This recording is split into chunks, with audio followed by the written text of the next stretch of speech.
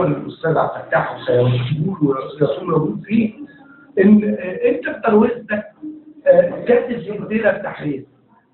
لما ترجع لاسكندريه التحرير كان يمكن ان يتم استبدال اسكندريه التحرير بهيئه التحرير. يعني احافظ على رئيس التحرير ومدير التحرير، بس اجعل اسكندريه التحرير دي اقول هيئه التحرير. ليه؟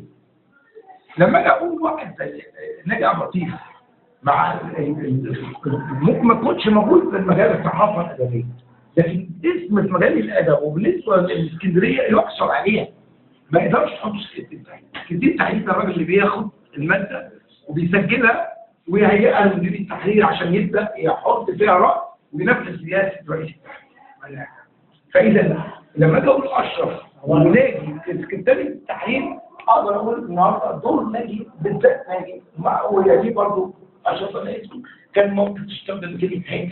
يعني لو في عدد ثاني ممكن يتحط لهم هيئه التحرير، وده نتعامل مع كل منهم، ولكن تحافظ على هيبه